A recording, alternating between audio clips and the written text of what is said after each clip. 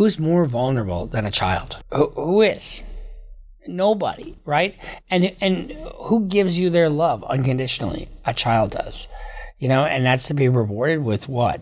Scorn, ridicule, and who knows better than somebody that has been abused? I mean, abuse is no excuse.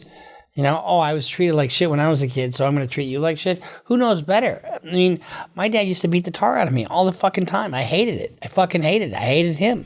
And even as an adult, it crept into our relationship. I never did that with my children. I never raised my hand. I never had to. Had to. You never have to. You don't hit a kid. Period. Bruce Rivers, he's the criminal lawyer. Bruce Rivers, he's the criminal lawyer. Bruce Rivers, he's the criminal lawyer. And what he do? And he's gonna react to all the self-snitching.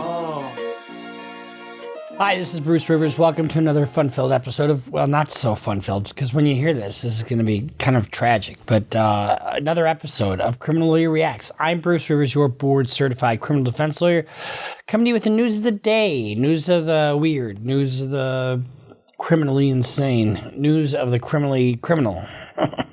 And today we're gonna talk about this case of a missing child, and I think it's in the news a little bit. And the parents have not been charged yet, so remember, everybody's innocent until proven guilty in a court of law. But this is not a court of law, my friends. This is just a influencer or podcaster or whatever you want to call me, criminal defense lawyer, giving his opinion on the subjects. But before we get to Emmanuel and the missing child situation in California. This is brought to you by AskALawyer.com. AskALawyer.com is a very effective way for you to have access to a living, breathing lawyer who can give you legal advice on demand. On demand. So, for example, if you are a grandmother sitting in a basement, not sure whether your grandson is mistreating you or not, hey, go to AskALawyer.com and find out. You'll find out that you get fresh Cheeto-stained underwear every week and that, you're really not being mistreated. And sometimes knowing you don't have a case is just as powerful as knowing that you do have a case because it gives you peace of mind. Right, Grandma? Anyway, all kidding aside, if you have a landlord dispute, if you have a contract dispute, if you have any kind of issue with the legal system, or if you're doing your own legal research, they have an AI component. So for $49, it's pretty cheap. So go to AskALawyer.com. They're a huge sponsor of the channel, and they also are the same people that brought you eForm and eSign, and I use both of those on a regular basis. Okay. Before we get to the little housekeeping to do here, first of all, we had a doctor call in and he said something about something on my face, because I've got this little sunspot. Is all it is a sunspot. But I've had that checked out. But, I really do appreciate the well wishes and the care that our fans here at CLR give us, and case in point. Now, let's see, who is this? Bethany and Harry, you know who you are. Hi, Bruce. We've been big fans of your channel for some time. We love your ability to balance legal information with humor and have also appreciated your willingness to express vulnerability when talking about your son, Michael Rivers, God rest his soul, our former content genius. Recently, we've really loved the phrase, "Methinks there's fuckery afoot." I love that phrase too. Actually, I didn't make that up. I got that from my former office partners. His former partner came up with that. So it's really old. Methinks there's fuckery afoot. So much that I decided to make a t-shirt out of it just for Harry, and now one for you too. Best, Bethany and Harry. Well, this is, look what they made me. I love this. Look at this. Can you see this? Methinks there's fuckery afoot. High quality, high praise. Thank you, Bethany and Harry. Okay, let's talk about Emmanuel Haro. Emmanuel Haro is a little child, California, San Bernardino County. The mother claims she was outside a Big Five store at her car. And mom says that somebody punched her in the face and took her baby. Now, nothing could be worse for a parent than somebody to kidnap your child, right? I mean, that would just be horrible. Except for if you took the child's life, that would be even worse. So people are suspicious because they've given interviews and they've talked with the law enforcement, and they're giving, varying accounts. Why do you think I don't like it when my clients talk to the police? Why? Number one, you don't know what the cops know. The cops aren't going to tell you everything. I tell my clients, you're not talking to the cops, period, end of story, hard stop. And the reason I do that is because I want the first time anybody to hear their story is on the stand. A lot of times you can't help it. I had a case that was on 48 Hours not that long ago where my client was interviewed basically in the hallway, and then they recorded the rest of the interview. And in his interview, he let out some details that he did not need to lead out. And because he did that, it really, it sealed his fate. You don't have to talk to the police. I choose not to talk to the police. I don't want to answer any questions. You get arrested, I want my lawyer. Because when you get arrested, you have the right to have counsel. And that's where, that and interrogation, that's where Miranda comes into play. And if you don't know what they know, cops ask questions they already know the answer to. So you're not going to be smarter than the cops. You're just not going to be, because the dynamics are different, right? And there's other things, like they're using Emmanuel's name in the past tense. Police say there are inconsistencies in their story. They've stopped cooperating with the police. And, the father now, he's got prior convictions of child abuse. I'm going to be honest with you. I handle a wide variety of cases. I can't remember the last child abuse case that I had. I don't like those. So, and the thing about it is even if you're innocent, you're going to be the one in the hot seat. Look what happened in the Jean-Benet Ramsey case. I have no doubt that Dad didn't have anything to do with it. No doubt. And I don't think Patsy Ramsey did either. But they were vilified and crucified. So let's watch a little news clip to see exactly what we're talking about here. A desperate search tonight for a 7-month-old baby boy. His mother says he was kidnapped from a Big 5 parking lot in Yucaipa. That mother saying she was changing baby Emmanuel's diaper when someone attacked her and took off with the child. Tonight, an investigation is underway, but no description of the suspect has been released, and it's unclear if any surveillance video exists. One of the things, if you go to a big box store like Target or Walmart or even Big 5, they're going to have surveillance outside, and it's usually pretty high quality surveillance. Sarah Welch has the latest developments from Yucaipa. Sharon, Micah, that is one of the big questions. There doesn't appear to be any security video pointing at the parking spot where the mom was at. And tonight, investigators tell us they have no suspect or vehicle description, but they continue to review security footage. Meantime, the parents are begging for their baby's safe return. It's just a baby. Just give our son back, please. A desperate plea from the parents of 7-month-old Emmanuel, now missing for more than 24 hours. He was wearing a black onesie with a Nike swoosh on him. That's what Emmanuel Haro says her baby was last wearing when she says someone snatched him out of her pickup in this parking lot in front of Big 5 off Yucaipa Boulevard in Yucaipa. I was gonna get the diaper and somebody said, "Hola." And I didn't see nothing since. Haro says the bruise below her eye is from someone punching her out as she began to... Is it from somebody punching her out? Began to change her son in the back seat of her pickup. I woke up right here on the floor. And I didn't see Emmanuel. She says she looked around her vehicle and then ran into the store searching for her son and called 911. The assault happened so fast, Haro says she wasn't able to give investigators a description of who hit her. Everybody came, the dogs, helicopters. The couple live in Cabazon but say they were in Yucaipa because their older son had football practice at a nearby park. And Haro says she drove to Big 5 Thursday night to buy him a mouth guard. Mary Housen is Emmanuel's grandmother. They're not going to hurt that baby. That couple were just homebodies. Anytime you have something bad happen to a child or a spouse or something like that, the person close to them is usually the suspect. She says investigators have questioned the couple twice. She can't handle it anymore. She's been without her baby since yesterday afternoon. If you have my grandson, please give it to his mom. She's going crazy. Please have mercy on her. Many have asked why no Amber Alert in this case. The Sheriff's Department says because they have no suspect or vehicle description, it does not meet the criteria for an Amber Alert. If you have any information about this case, you're urged to contact law enforcement. In Yucaipa, Sarah Welch, KTLA. So since the disappearance, the parents obviously are the main people of interest. Problem that you have when you either give an interview or you talk to the police on multiple occasions, if you give a different version at any point, you divert from, they think you're lying.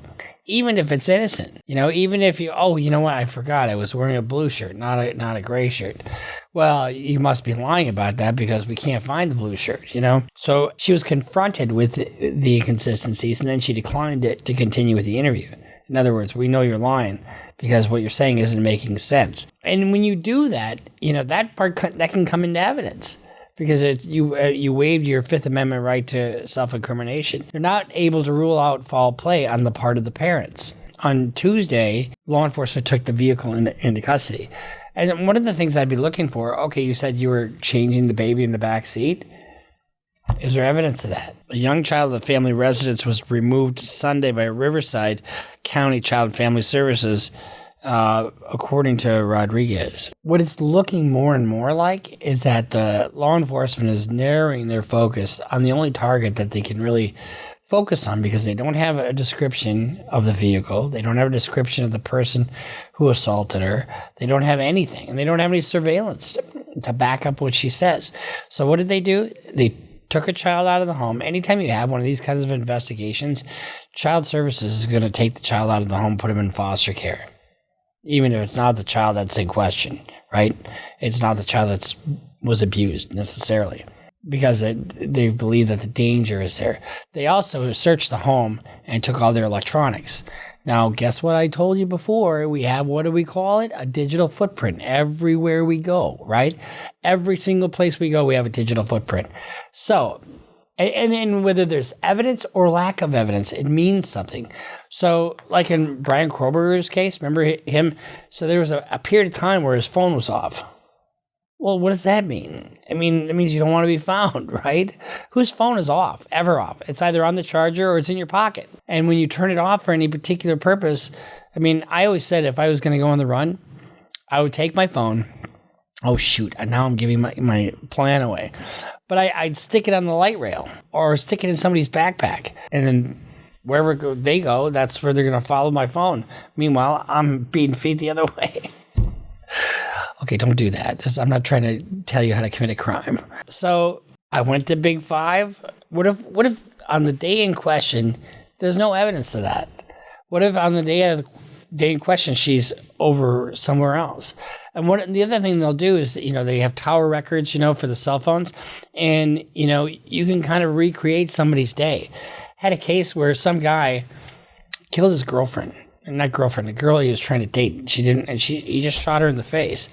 And then he went back a couple of days later to try to clean his act up. They were able to retrace his steps. They were able to even find the dumpster that he went to and retrieve his shoes that he threw away in a dumpster. Why do you throw shoes away?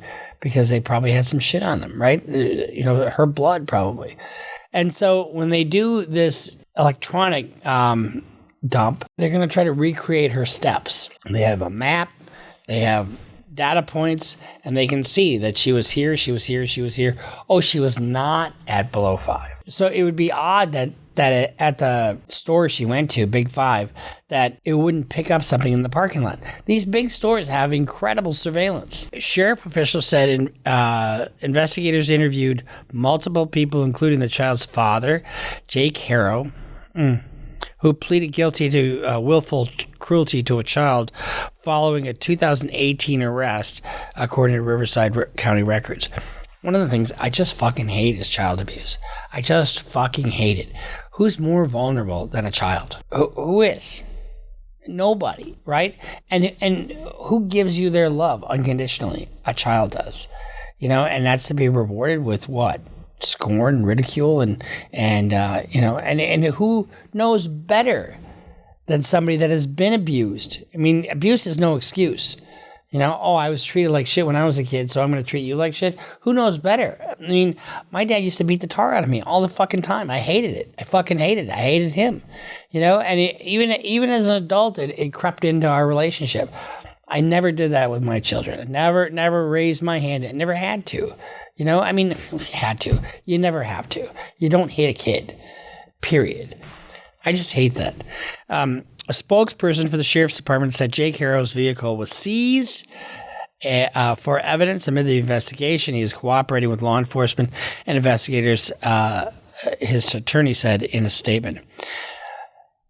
So you can make one or two, and now they're not cooperating with law enforcement. And you can make one or two things out of that. They're following lawyers' advice, so they're doing what they probably should be doing, which is what I'm going to assume here. Or that they're guilty of something and they couldn't talk their way out of it, so now they have to clam up. Either way, it would be the advice I would have given from day one. I would never have given an interview. Although one could argue if you haven't had anything to do with this and you want your kids found, you do anything possible to find your child, right? I mean, you don't talk about your child in the past tense if you don't know that your child is dead, which is what they did. Let's talk about the past crimes of the father. Adding to the scrutiny are revelations about Jake Haro's criminal history. Records show that he was convicted of willful child cruelty in 2023, not that long ago, following a case in which his infant daughter with a previous spouse suffered multiple injuries, including skull fracture, brain hemorrhage, broken ribs.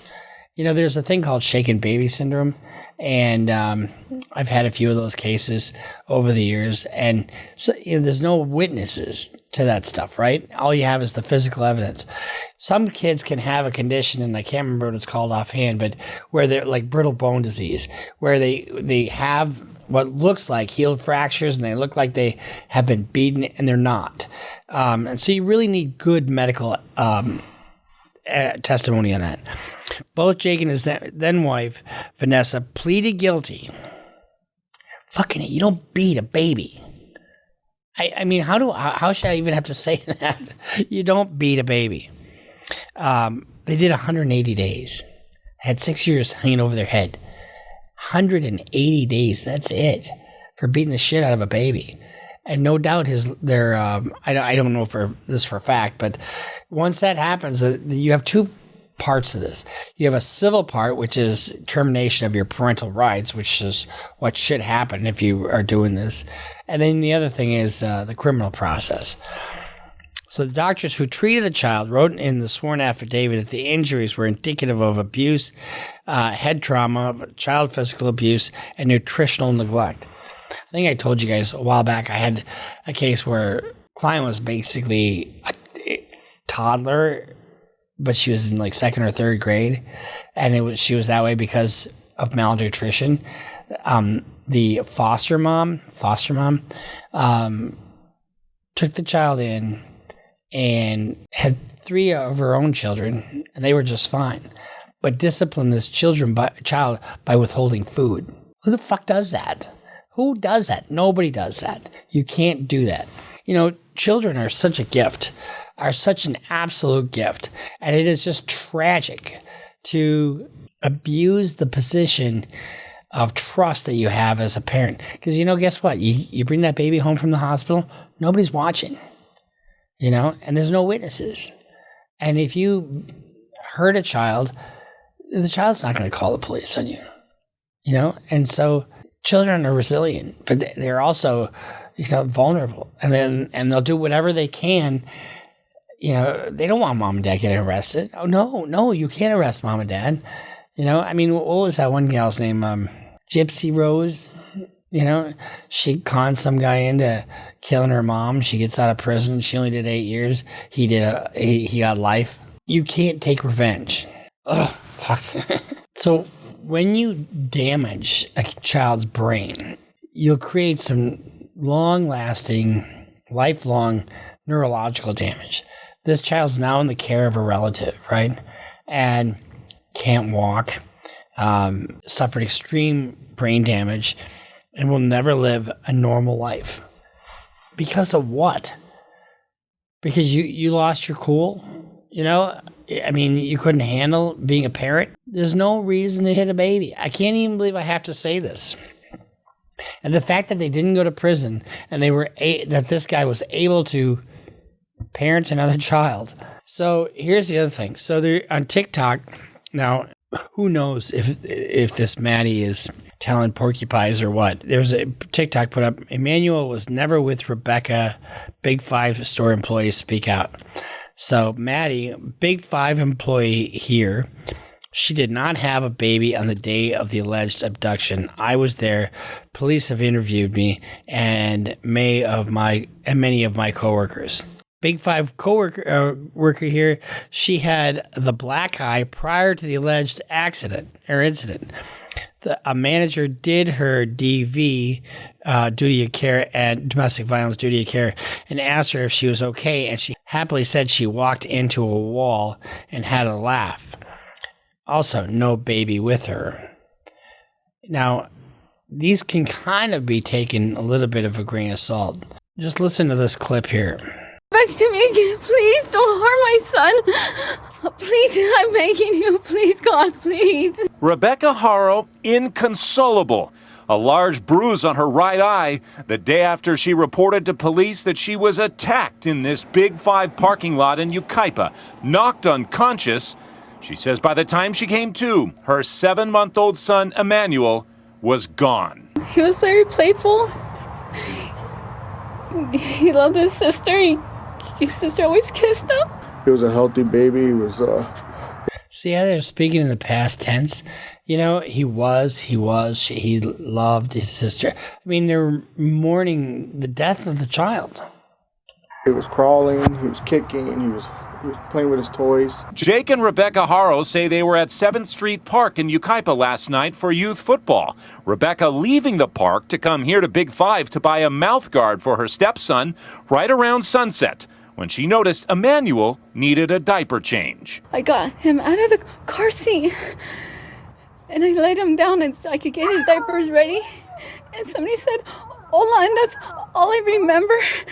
And I saw white. And a hearing sound, I fell on the floor. And as soon as I got up, I couldn't find my son. I checked all around my truck. Whoever took our son, please give him back. Investigators returning to the scene this morning. They had search dogs out here last night trying to pick up a scent. But so far, nothing. That they didn't take any of her belongings. They just took our son. Please, if anybody knows anything, please come forward, please. Just give him back to me again, please. Don't harm my son. The other odd thing, and prosecutors make a big deal out of this. They made a big deal out of it in one of my cases. And I'll tell you about this in a second, but you don't see any tears. There are no tears coming from these two people. I'll give you an example how the prosecutors use it. So my client was accused of shooting his girlfriend. This is a long time ago. And he was beside himself. You could see he was beside him, but he didn't have any tears, you know? And the ex-boyfriend, who had nothing to do with this, but saw her earlier in the night, and the cops went to go to his house. When they told him, he freaked out. But he didn't have any tears either. So I don't know that you can make a whole lot of it. I think women shed more tears than men. I think that's pretty clear. But it is something to note, and prosecutors definitely look at that. So do cops. Clark, good evening. Investigators say when they confronted Rebecca Haro about inconsistencies within her initial statement that she refused to continue any questioning. And tonight, the grandmother has confirmed to us that the couple is no longer cooperating with investigators and has lawyered up just hours after they made that desperate public plea for their son's safe return. It's just a baby. Just give our son back, please. Where is 7-month-old Emmanuel? His parents, Jake and Rebecca Haro, say someone kidnapped their baby. Now, let's say they're innocent. Let's say her story is true. How horrible would that be? But, you know, if you ever heard the Occam's razor theory, the simplest answer is usually the right answer. Their baby outside this Big Five in Yucaipa after assaulting Rebecca Haro and knocking her out cold. I was gonna get the diaper and somebody said, "Hola," and I didn't see nothing since. I woke up right here on the floor. And I didn't see Emmanuel. Haro says she was parked in front of the store about to change her son's diaper when someone came up behind and assaulted her. She claims she was struck in the... came up behind her, why does she have a black eye then? Does that make sense? Investigators asked her daughter to take a lie detector test, but her husband said no until they had a lawyer. So that was probably the right answer, to not take a... So lie detector tests are not admissible in court. Why? Because they're not reliable. I mean, if you're overwrought with angst about the death of, or missing of your child being kidnapped, and you just went through a whole ordeal, you think you're going to be all over the place on their little fucking heart meter? Of course you are. You know, and you could get a false reading of deception on that pretty easily. That's why they're not reliable. They're not used in court. She's just going crazy, you know, she can't handle it anymore. You know? She says her daughter is receiving death threats and her 2-year-old has been removed from the home. As the search for baby Emmanuel goes on 48 hours after his mother claims someone ran off with him. And we have learned tonight that the baby's father does have a criminal record, and the grandmother told us that investigators were out at the couple's home in Cabazon, searching the home with cadaver dogs and also digging up parts of the property. We tried to... So you don't dig up part of the property if the dog doesn't hit on something. And not necessarily anyway. So the latest update on this case is that on Thursday, August 14th, deputies in Yucaipa were dispatched to a retail business after Rebecca Haro reported that while she stood outside her vehicle, changing her child's diaper, she was physically assaulted by an unknown male and rendered unconscious.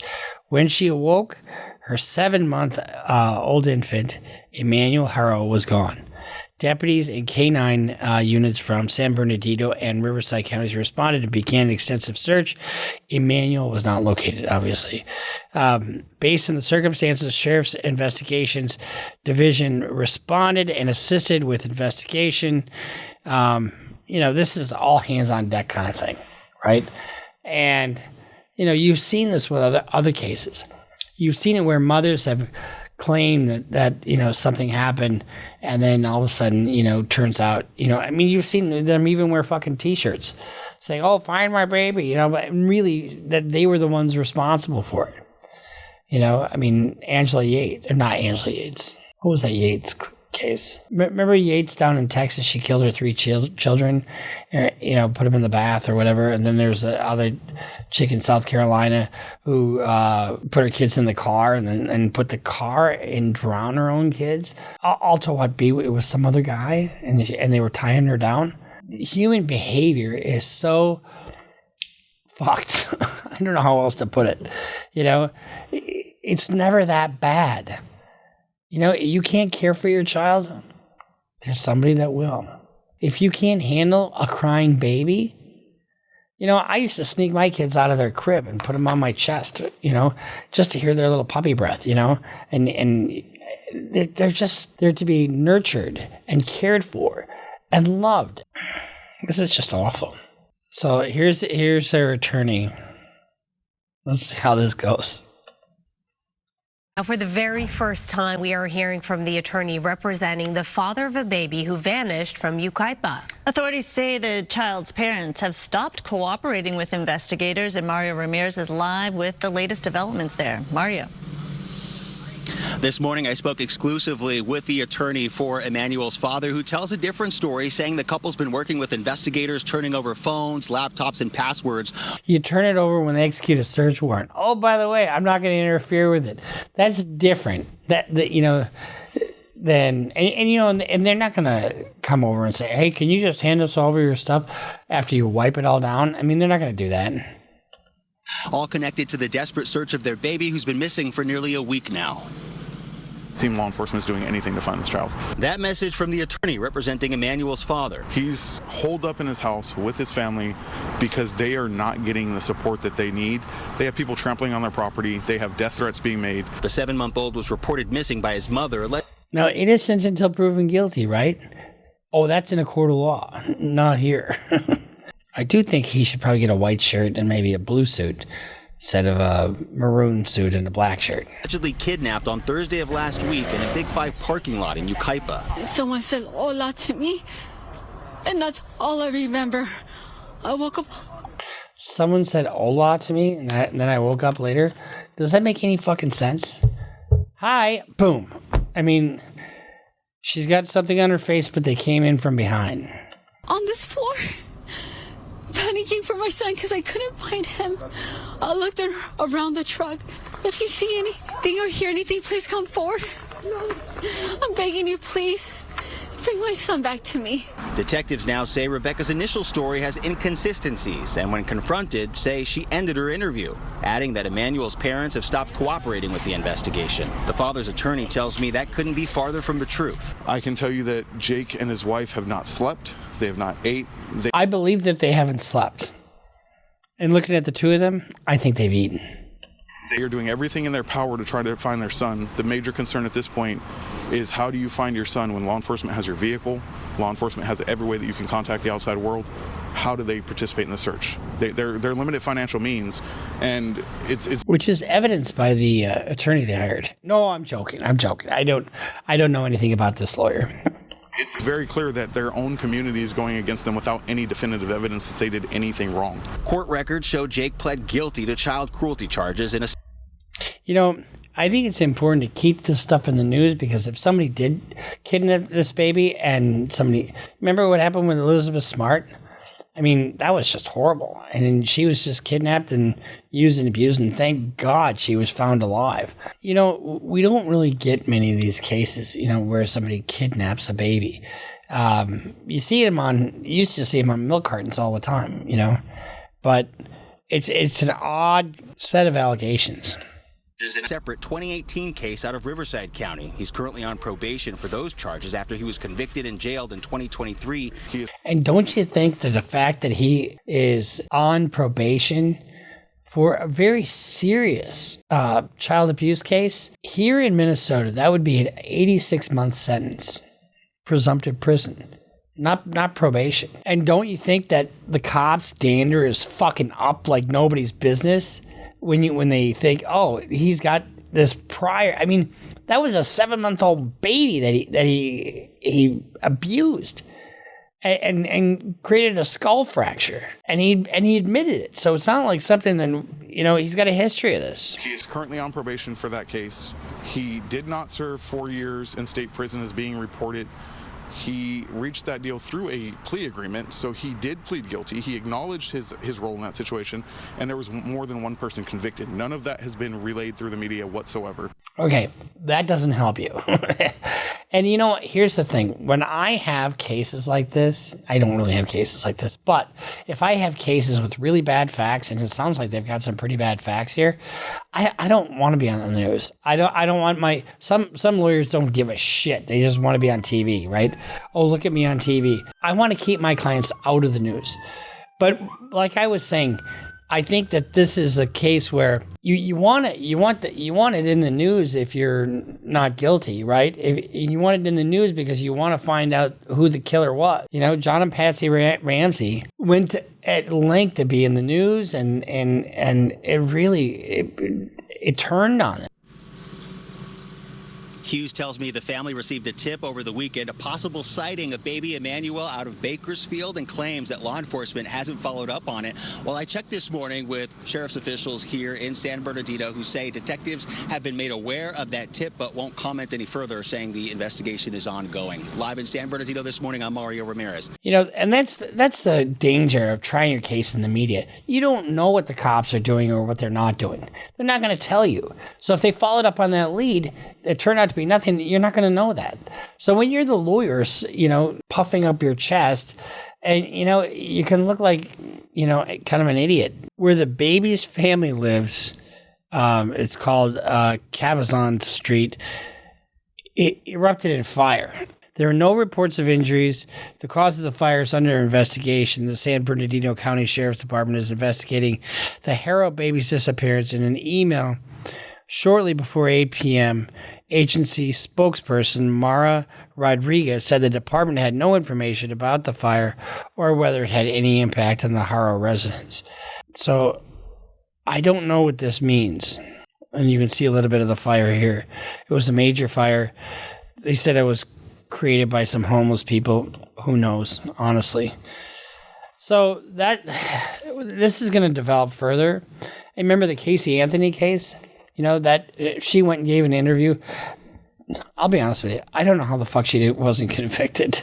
I think it just didn't have the evidence of, number one, how the baby died, and number two, that it was her. But I mean, she gave an interview in that case and said she was a nanny or had a nanny or something like that. And everything she said turned out to be bullshit, but she didn't testify. Very difficult to pin somebody down on their story if they don't testify, right? In this case, we're going to find out that the baby will be found eventually. Once they really do a deep dive on their digital footprint, that'll be more telling than anything else, because there'll also be messages between husband and wife. If they're this dumb to do something like this, they're not dumb. They're not smart enough to cover their fucking tracks. I guarantee you they're not. And let's hope that they're innocent. I would hate to think that parents would do this to a child, but they do. They absolutely do, and it's reprehensible. I can't think of anything worse than a child abuse case, except for maybe a child homicide. So that's all I got for you today. And it's just sad, when we're talking about topics like this. Why don't you cheer yourself up by going to CLRBruce.com and BruceRivers.com and get some merch. Jesus Christ. Is that a good segue? So I'm sure you got a birthday or back to school. Get a Stop Self-Snitching t-shirt. Go to school with that. And your teacher is going to say, hey, I know that guy. And you know what? We're going to watch him. And I've had people tell me that they've used some of our videos in their classes, Keep up the support. I really appreciate it. Follow us on Instagram. Follow us on Twitter. Sign up for Patreon. Subscribe to the channel. If you haven't subscribed already, something's wrong with you. And go to AskALawyer.com for all your legal needs. And if you have anything else, give us a holler. Let us know what you think. We'll see you next time here on Criminal Lawyer Reacts. Bruce Rivers just broke down your case. He know all the charges that you about to face. You ain't coming home till 2058. That self-snitching gon' get you put away. Bruce Rivers just broke down your case. He know all the charges that you about to face. You ain't coming home till 2058. That self-snitching gon' get you put away. 23-hour lockdown, police is at my God.